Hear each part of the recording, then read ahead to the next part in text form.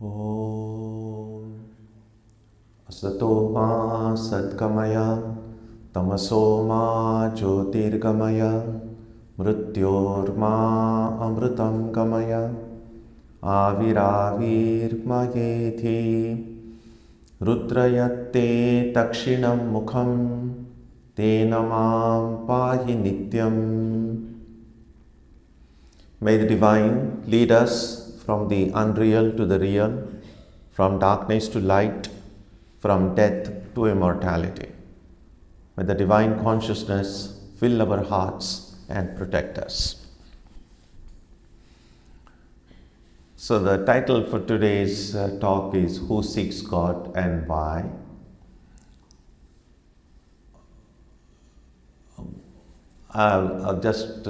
Last week, I had the opportunity to have darshan in Tirupati. Then I went to Sri Kalahasti and then Padmavati Devi. Through their grace, a very good darshan. And many of us, and of course, many of you are regular devotees who come to the temple here. And then in Chennai, there is Kapalishwara Koil and there is Parthasarathi. There are so many temples in our hundreds and thousands of temples, and people flock to these temples and pray and meditate and worship. Swami Vivekananda often referred to this phenomenon as religion being the backbone of our country. So one of the questions that can come to our mind when we go to these temples and see people praying very sincerely from their heart, what are they praying for? What exactly do people want? And that's a kind of a question we can ask ourselves as well. That why have I turned to spiritual life? When I pray, what exactly do I pray for? What is it that motivates me to undertake spiritual practices? Unfortunately for us, all the different kind of motivations possible have been summarized by Krishna himself in the Gita. So there is that verse that many of you are familiar with. Chaturvidha bhajante mam ye janaha paryupasate tesham nityabhiyuktanam yogakshemam vahamyaham. Then he also says in 7th chapter that 4 kinds of people worship me. And he gives those categories. Arto jidnyasu artharthi jnani cha bharatarshabha. That 4 kinds of people worship me.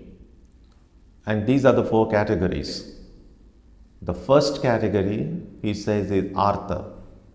The second is arto jidnyasu. The third is artharthi, and then jnani. And it's fascinating to see how all the possible reasons we turn to God have been included in these 4 categories. So let's take them up one by one. So first is artha. Artha means suffering, which is not unknown to all of us. All of us have experienced suffering in some form or other in life. And of course, we need freedom. We need to remove that suffering. Now, clearly, if there is a headache, you can take a medication. You can take a tablet for a headache. And which is what we should do. For every little thing, don't pray to God, God remove my headache. If a simple tablet can do it, then why bother God about it? But what a bhakta will do, just like a little baby, when a baby is in need of something, where else will the baby turn to other than her mother? So similarly, for one who believes in God, one who says that I have faith in God, if I need something, then of course I will turn to God. So the first category, artha, are those who are suffering, and they turn to God for the removal of their suffering. And we might find that many times when we pray, that could be among the topmost things in our mind. And the suffering could be at the physical plane, could be mental. There is just like there is physical suffering, there is mental suffering as well. Or there could be suffering caused by financial loss with all these upheavals in the stock market. That can be suffering to the mind as well. Or there could be misunderstanding, trouble, lack of harmony at home. That could be another cause of suffering. We can keep on adding to the list. The list will never end. There's lots and lots of suffering in life. If all of these things, a bhakta, a devotee will say, God, please, as a human being, I cannot get rid of this suffering by myself. My efforts are not enough. You please help me. So that section of people who predominantly turn to God to removal of their physical or mental pain in one way or another are called by Krishna as Artha, the first category. Then there is the Artharthi. Now Artharthi is actually a combination of two terms, Artha and Arthi. Artha really means that which has value. That is, sometimes people translate wealth itself as Artha because it has value. Arthi means one who wants it. So Artharthi can also mean the one which adds value, which adds meaning. So the object of desire.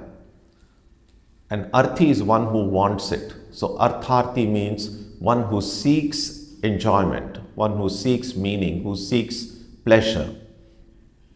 Now the word Artharthi is interesting because we have many words in Indian languages which end with Arthi. We speak about, for instance, Vidyarthi. And oftentimes the word Vidyarthi gets translated as student. But literally, the word means one who seeks knowledge. Arthi for Vidya, for knowledge. So just because we go to school or go to a college, we might be called a student, but does it make us Vidyarthi? And we have to say, am I going to school or college to get knowledge? Or am I just going there to get a degree? Because I need a degree to find a good job. If getting a degree is my primary motivation, then I'm not really a Vidyarthi. I'm a degree Arthi, if anything. And so this Arthi is a very, very interesting word in Sanskrit language. And therefore, Artharthi, one who seeks enjoyment. And oftentimes we find that people who have prosperity, are prosperous, they seem to find an easy access to things that bring them enjoyment. And therefore, Artharthi can also be translated as a prosperity seeker. Wealth oftentimes is equated with prosperity. So the Artharthi can also mean wealth seeker. Sometimes getting positions of power, whether it's in politics or in social life, that seems to bring enjoyment to many. So Artharthi can also mean a power seeker. All these different meanings are possible. So sometimes people, we know that there are a lot of things we want and not everything we are able to get.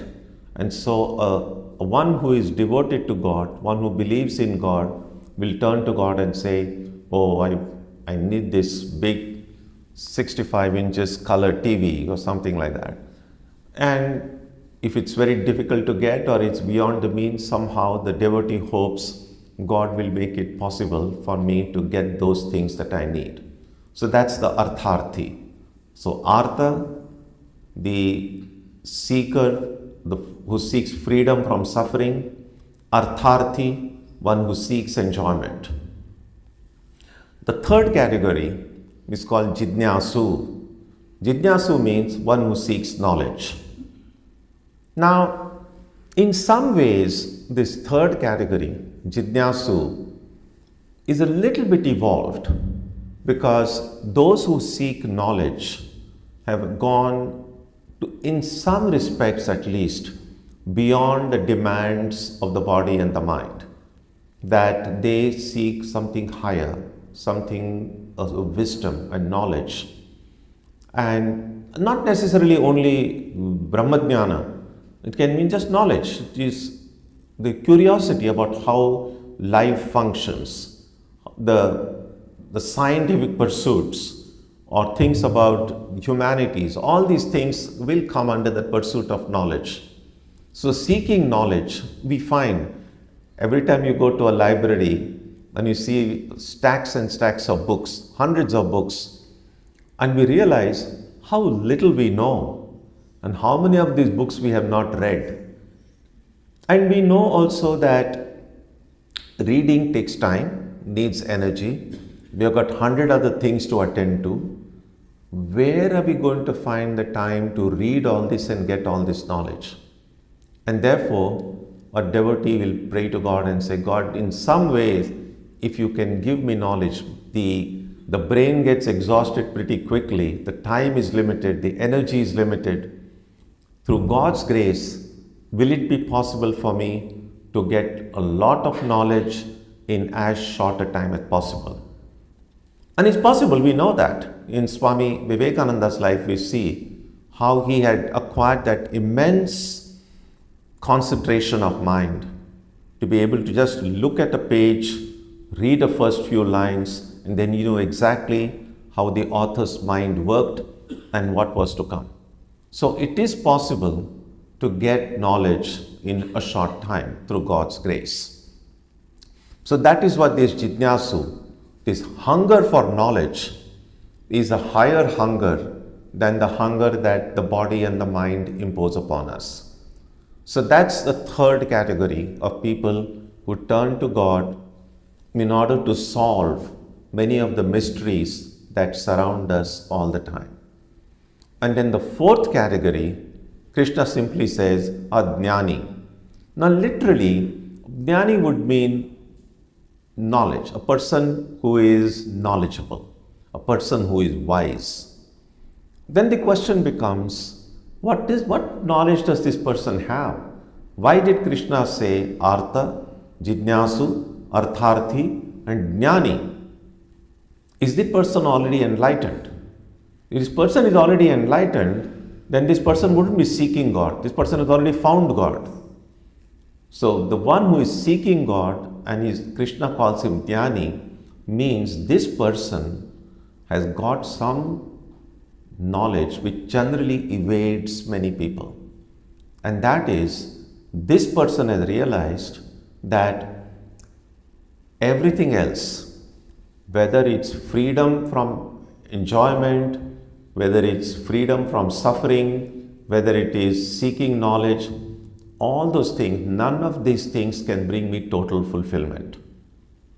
And therefore, this person has realized that seeking God not as the means to getting these things, but as the end in itself. And that's one question that Swami Vivekananda often asks. When we call ourselves bhaktas or devotees, do I want God or do I want the things that God can give me? Is God a means to an end, or is God an end in itself? Because we see in life, physical and mental suffering occurs, and through God's grace or through medication, things can improve. But no one can say they will go away permanently. If headache goes, next day there will be shoulder ache, or there will be something else will ache. It never ends. And so freedom from suffering is a very perennial problem in some ways. And this jnani has finally understood, seeking just removal of this pain and that pain is not going to work. Same thing with regard to enjoyment also. We know, of course, if you get the things that you enjoy, of course you're going to feel happy about it. But the thing that gives us joy, if that is limited, then the enjoyment it gives will also be limited. For instance, now if you love this Mysore Pak, let's say. Now, if you really love it, made with some really good quality ghee, then it's delicious, absolutely delicious. But then you eat it, and as long as it is on your tongue, and you can feel the taste, and you really relish it, that's heaven in some ways. But how long can you keep it on your tongue? After some time, it's going to go. Any enjoyment with regard to food is really these 3 or 4 inches here, that's all. Once your food passes this part, after that it's just hard work, digesting the whole thing. So the enjoyment part of food is very limited, and then the work part is quite a lot. So some people realize it. So they say, is it worth this little bit of enjoyment and after this trouble of digesting the whole thing? So that is what we see. All enjoyment is very limited. Any kind of happiness we can think about in this world has always been of a very limited origin, limited duration. The memory of it remains, but the experience itself has vanished. In fact, there is that well-known verse in the Bhagavata which says that no enjoyment or fulfillment, desires cannot end by the fulfillment of desires. Trying to fulfill a desire is like adding fuel into fire. Najato kama kamanam upabhogena shamyati havisha krishnavatmeva bhuya eva abhivardhate. It's like pouring ghee in fire. So the jnani, this 4th type, has understood this. That yes, enjoyment is fine, but no enjoyment is going to bring a total satisfaction. Same thing with regard to knowledge as well. Knowledge can be extremely satisfying. There is something you don't know, there is a mathematical problem that you haven't been able to solve, and then you are able to solve the problem, find the right equation. It can be extremely joyful. It can bring a great joy. But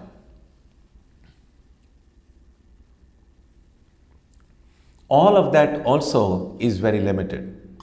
And as I said, it can be frustrating at some level because you realize no matter how much you study, there is always going to be very little. There is that well-known verse in the Bhartrharis that even in scholarship, there is always a fear. If you know something, you'll find somebody who knows for more than you. Then you feel, oh, that fellow knows more. Let me study more. There's always this competition, fear of being overtaken by others. That kind of fear exists all the time. So at some point, even a seeker of knowledge realizes, I'm never going to find an answer to everything in life. Ultimately, this jnani finds out that all the different pursuits we have in life, that they are very limited. That a kind of disappointment comes with life. Now, disappointment is something we are all familiar with.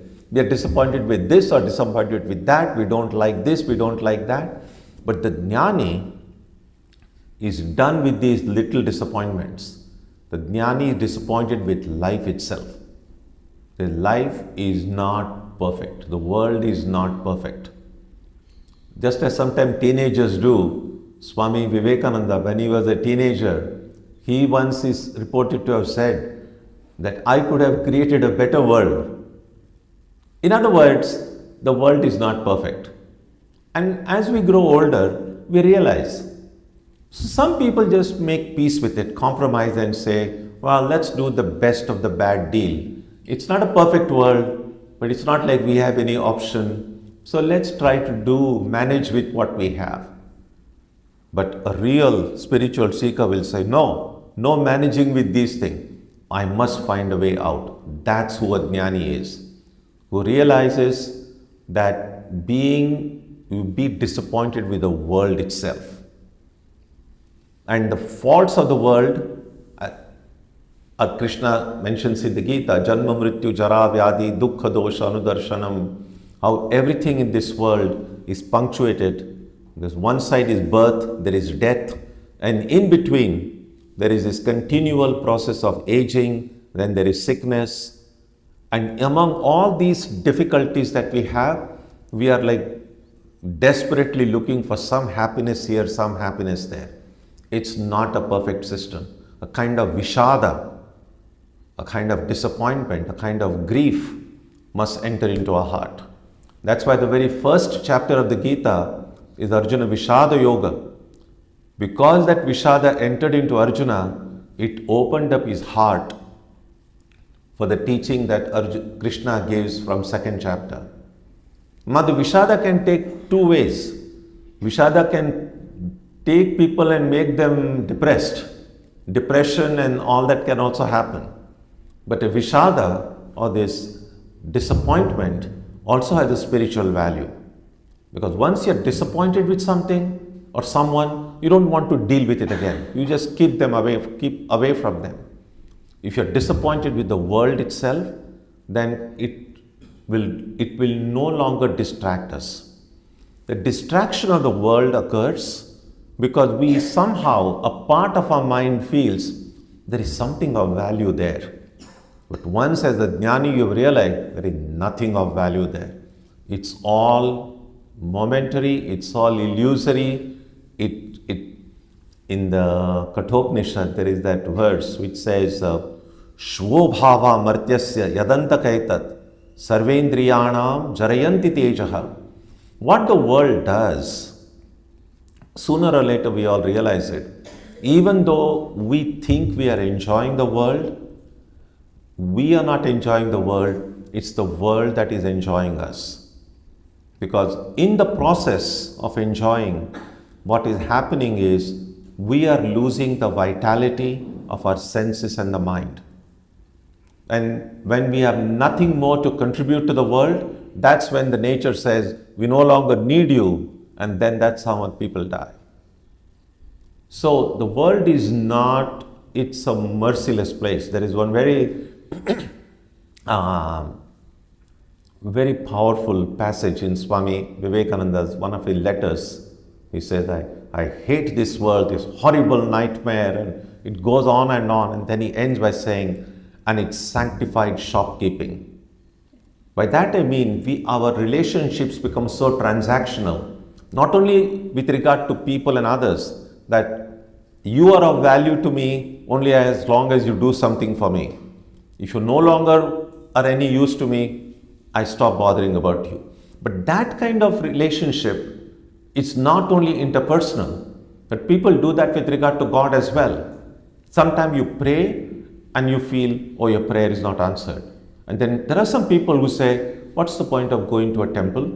God didn't answer my prayer. I prayed so much, nothing happened. I'm not going to go. That's transactional. God, I give you my love, I give you my bhakti. In return, you give me all the things that I want. If you don't give me what I want, I don't give you bhakti. That's transaction.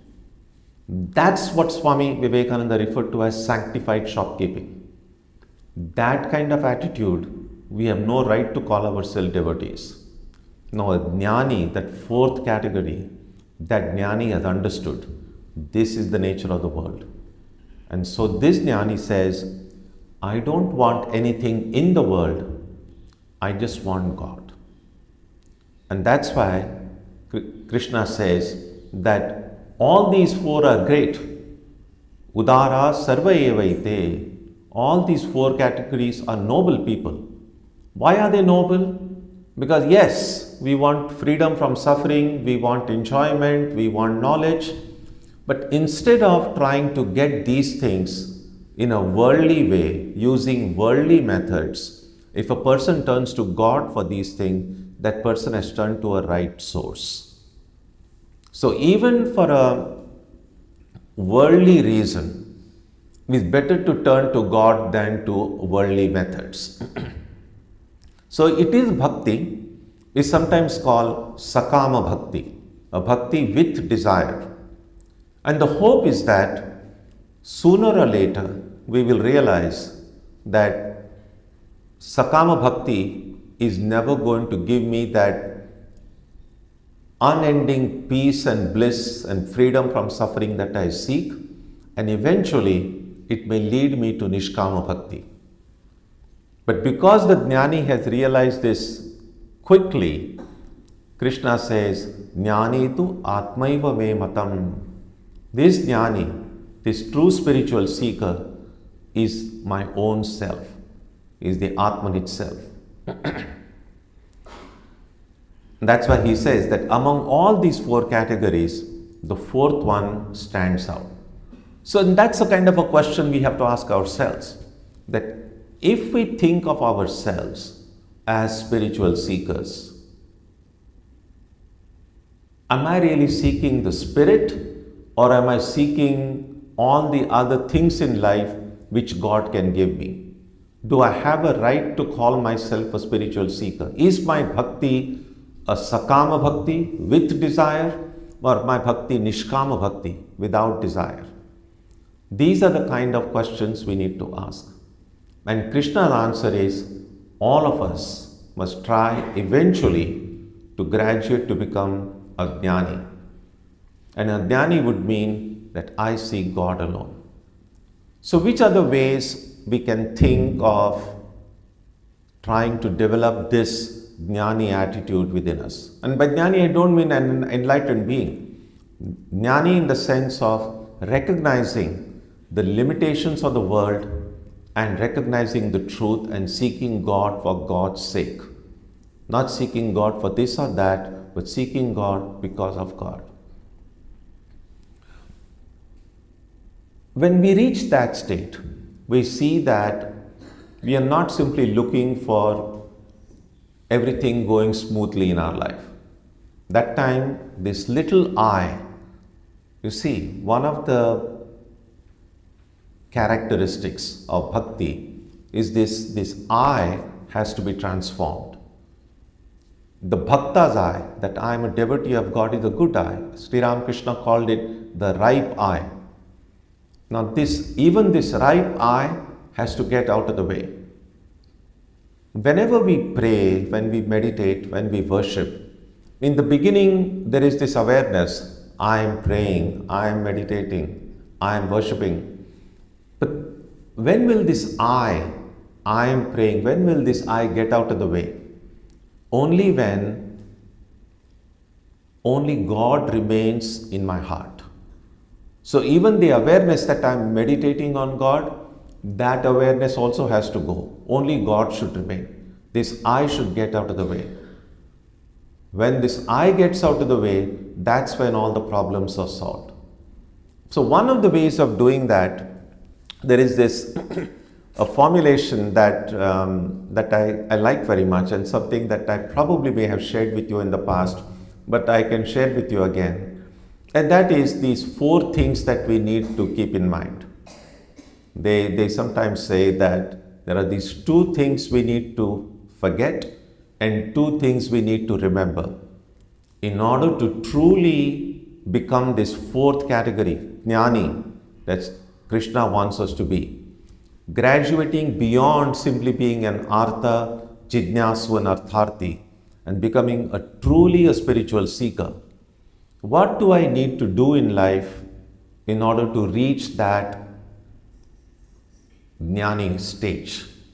And so sometimes they say, because sometimes we need some practical tips about it. So they say there are two things I need to forget and two things I need to remember. So let's take them up. The first thing to forget is all the good that we have done in life, all the help that we have provided other people, just forget about it. Keep on doing good things. Doing good is good, but remembering, oh, how good I am, how much I have helped people, that's a problem. That is what increases the ego. That's how I think, oh, I am so better than these people because I have helped so many people. That is dangerous. That will not help me in spiritual life. So the first instruction is keep on doing good in life. Help everyone, But once you have helped someone, just forget about it. Because if you remember it, if you don't forget it, there'll be the desire and expectation of a return. If you go and wish somebody a happy birthday and you give them a gift and you keep and you remember, oh, I gave that person a gift on their birthday. And next time your birthday comes, that person doesn't even wish you, completely forgets about it. Then you are furious. I gave a gift to that person, or I invited them for our wedding of our daughter, and then their son's wedding, they never invited us. That's not going to help. So the idea is, keep on doing what is good in life. If you want to be spiritual, because other things people are living that way anyway, but if we want to be spiritual, then the first teaching is, keep on doing good, but then just forget about it. Don't carry that weight of your goodness and charity with you. That will help us spiritually. The second thing to forget, and that might be a little bit more difficult, all the bad things other people have done to you, forget about it. That is very tough, because even these little things, somebody insults you, somebody ignores you, people carry that grudge in their mind. Now, if you're carrying that grudge, who is the one who is suffering? I'm not able to get sleep at night because, oh, that fellow did that to me. My sleep is gone. So, whatever bad other people have done, we should just ignore it. And we might say, how can we ignore it? There is such a thing as justice. The law of karma can sometimes be very helpful. Think about it this way. If you order something from Amazon or from whatever other online store, and then you forget about it, and then it suddenly comes, and then you don't celebrate, you know that you have paid for it. So everything good or bad happening in our life, all the joy and sorrow that we experience in our life, is the result of our own past karma. No need to blame anybody about it. And therefore, if anybody does any harm to me, of course, you have to protect yourself, you have to defend yourself, you don't have to hurt other people. But at the same time, if some suffering has come upon me, whoever was the cause of that suffering was only delivering that suffering. My own karma brought it upon me. A spiritual seeker thinks this way. And that is why all the ill will and the grievances will go away. And that's what will take us to being a real spiritual seeker. So, two things to forget. Forget all the good that you have done to other people. Forget all the bad that other people have done to you. And the next two things are the two things to remember. The first thing to remember is everything is transient. Nothing remains forever. We see that all the time. There is flowers. The garden looks beautiful. After a few days, you leave the flower on the plant, the petals are going to fall and the flower is going to die. And just the flower dies, similarly same thing with people as well. Human beings, animal, every living creature, that which is born will one day die. That's the rule. And not just born and death. In between there is the aging, in between there is sickness. That is the reality of life. If we remember this, that everything is impermanent, sometimes it might feel very little depressing because we go about our life thinking everything is going to remain forever. But if we go through our life remembering that yes, all these things are with me now, but it's not going to remain permanently. Things are going to change. With that awareness, we'll actually value people and things all the more. It's like if you have a beautiful rose in the garden and you cut it and you put it in your room in a flower vase and you put it and it's beautiful. It can enhance the beauty of your room with a beautiful flower and nice fragrance as well. But after a few days when that flower dries up, you don't start crying and then moaning about it, because even when you brought that flower, you knew one day it's going to die. But with that awareness, as long as that flower remains, it gives us so much joy. You take good care of it. If you have a garden, you take good care of the plants, knowing that things are not going to remain forever, but taking good care of it as long as it lives can be a very satisfying experience. But people around us, members of our family, our friends, they are like flowers too. We need to take good care. Just as if you love gardening, you take good care of your plants and flowers in the garden.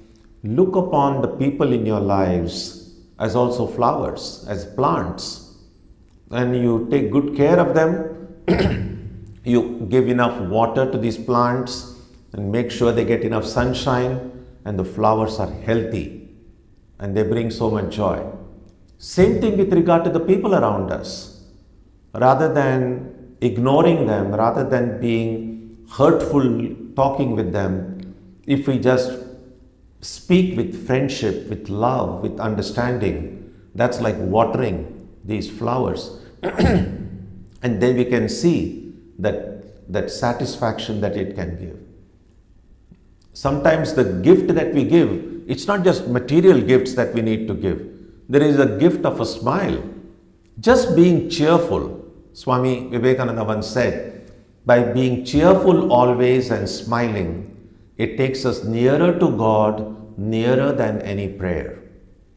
So, great quality for a spiritual seeker is to be smiling and cheerful. Maybe you're just going in the morning for a morning walk or going to work, and there is this person coming from in front of you who is maybe very tired or maybe suffering in some way, and you don't even know the person. Now, generally in a busy city life, everyone is so busy, no one has time. No one has time for friends, what to speak about strangers. But if you're just going and you find somebody really exhausted and tired, even if the person is unknown to you, give this a try, just smile. I can guarantee you, at least 95% of the time, that person will smile back. No words need to be spoken, but you have brought some joy, some sunshine into some life. We may not know the circumstances of why somebody is tired or exhausted or sad, but just by being cheerful, happy ourselves, we can change other lives. There is this one well-known incident from a British author, the name of W.H. Auden. He had moved to the United States, and he was an author, writer, and then one day he said he felt so depressed, so disgusted with himself that he said, I'm going to commit suicide. So he was living in New York City. So he walked to the Brooklyn Bridge. It was past midnight, almost 1 o'clock. There was hardly any vehicle on the street. So he went to the Brooklyn Bridge with the idea he's going to jump and end his life. Now, just at that moment, when he was about to jump, a truck passed by, a big truck, and there was this truck driver, and of course the road was vacant, and this person who was driving the truck, of course, hadn't even seen this person about to jump. He was just singing with joy, with great joy. He was just singing and driving. Maybe he had to go for a long, taking all the stuff somewhere. And as soon as this author was about to end his life, heard this really cheerful, joyful singing of a person, it suddenly felt into his heart, what am I doing? There is such a thing as joy in life. And he said, he immediately stepped back and returned back to his room, and he said he never again thought of ending his life. Now that truck driver who was singing joyfully did not even know that he had saved a life. But a life was saved by someone by just being truly happy and cheerful. So when we try, you see, When good things are happening, it's natural to be cheerful. And that you don't need any special effort for that. But even when things are not going so good, even if there is some pain and suffering of any kind, even in that situation, if someone can manage to smile, that's a great practice. Somehow, just smiling, they say, in order to smile, there are some 26 small, short muscles in different parts. They all get exercised. People do yoga nowadays, different kind of stretching. Think of smiling as some kind of stretching, if you like. But that can be very helpful. So, even recognizing the impermanence of everything, we are able to value the people around us. Recognizing that our family, our friends are not going to be with us all the time. But as long as they are with us, we are going to take good care of them. We are going to give them love, understanding, friendship. And the law of nature is that what we give comes back to us. If you give love, love will come back to you. If you give friendship, if you give this, it will come back to you. On the other hand, if I give hatred and anger, that will again reflect back to us. So all the hatred and anger and scorn that people may have experienced is really something that I have sent out into the world and it has come back to me again. So this is a very important thing to remember, that things are impermanent, world is changing, it will keep changing, but if I can learn from that change and I can hold my ground, then that's a great practice. And finally, the second thing to remember, that while everything is changing, there is only one being who never changes, and that is God. That in the midst of all change, the only changeless reality, everything is perishable, the only non-perishable entity is God. If we remember all this, then praying to God becomes very easy. Meditation becomes easy. Why should there be distraction? Why should I be distracted by all these perishable, impermanent things if I've got this one eternal, joyful presence in my life? So, removing distractions from our prayer and meditation is primarily a way of convincing myself that God alone is real. Everything is illusory. If you see in the conversations of Sri Ramakrishna, in that book, Amudamuligal, in the Gospel of Ramakrishna, how often he says, God alone is real. Everything else is temporary. Everything else is illusory. So, in order for us we must look in our heart and say, am I Artha? Am I Jidnyasu? Am I Artharthi? Or do I want to be a Jnani? To what category of devotion do I belong? Why am I seeking God? And if I want to be a genuine spiritual seeker, then I can try to follow the simple 4 tips. 2 things to forget. Forget all the good that you have done to other people. Forget all the bad other people have done to you. And 2 things to remember. Everything is temporary and only God is real. Only God remains. So may through the grace of Sri Ramakrishna, Holy Mother and Swamiji, that these teachings come and enlighten our hearts, fill our heart with joy, grace and strength, that we may all become true seekers and bring joy in our own lives and bring joy in the lives of everyone around us. Om Shanti Shanti Shanti Harihi Om Tat Sat Shri Ramakrishna Arpanamastu.